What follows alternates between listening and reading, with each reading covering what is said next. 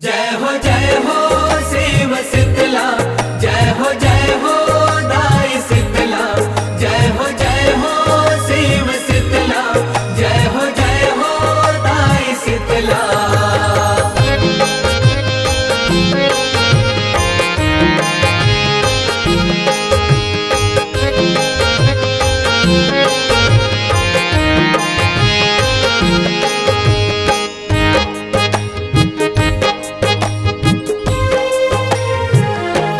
रन भुइया के तपनी तपन ले, रन भुइया के तपनी तपन ले,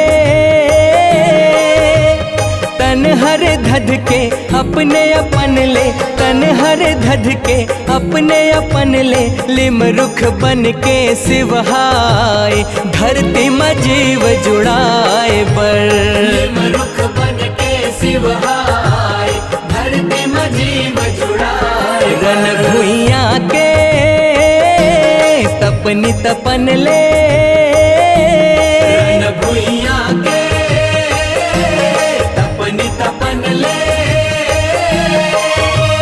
तन हर धध के अपने अपन ले, तन हर धध के अपने अपन ले, लिम रुख बन के शिवहाय धरती में जीव जुड़ाए बर। लिम रुख बन के शिवहाय धरती में जीव जुड़ाए बर।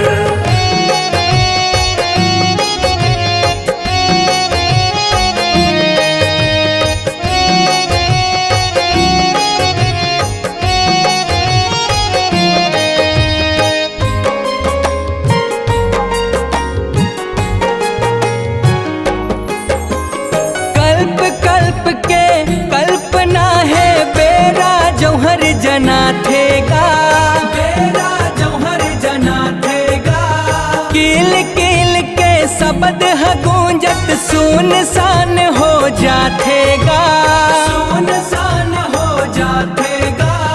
कानो मन भय रूप ला देख पतालपुरी मलुका थेगा, पतालपुरी मलुका थेगा।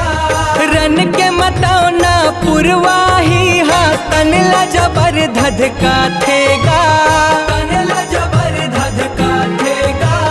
ज्वालामुखी के रूप हलागे, रूप हलागे, रूप हलागे। कंकालिन हर काल सवांगे, काल सवांगे, काल सवांगे। देवन मन शिवला गोहरा थे, दाई कहवरा जुड़ाए बर। लिम रुख बन के शिवहाय धरती में जीव जुड़ाए बर।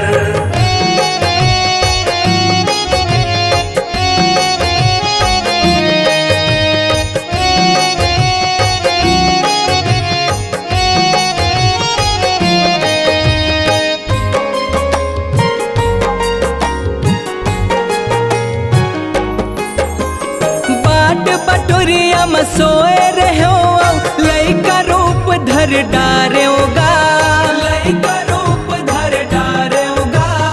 औ का मैं हाँ उदिम लगावा, कैसे के जगला उबारोगा, कैसे के जगला उबारोगा।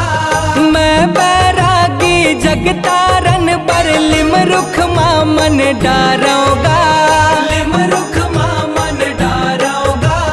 लिम रुख बन के मैं आओ घड़िया जर सहित जर जागाऊंगा, जर सहित जर जागाऊंगा। थक हार के दाई लिम मथिराए, लिम मथिराए, लिम मथिराए।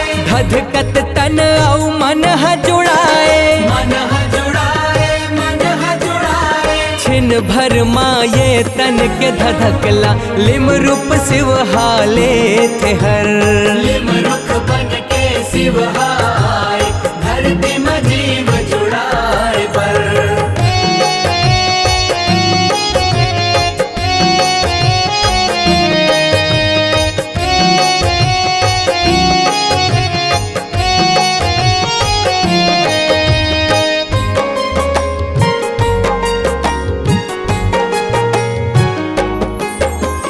जेठ के महीना आषाढ़ पर खाए हो, बेरा घड़ी पर खाए हो।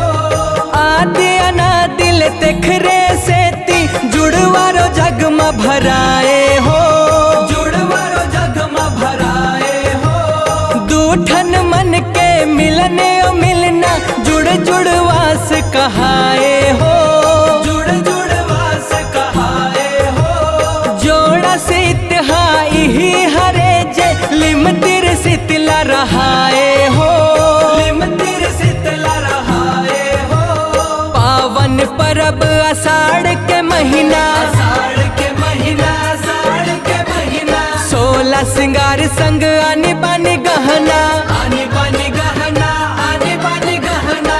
कांति कार्तिक मौनी लाला जस गाए पवरी लसुमर। लिम रुख बन के शिवहाय धरती में जीव जुड़ाए। रन भुइया के तपनी तपन ले, रन भुइया के तपनी तपन ले।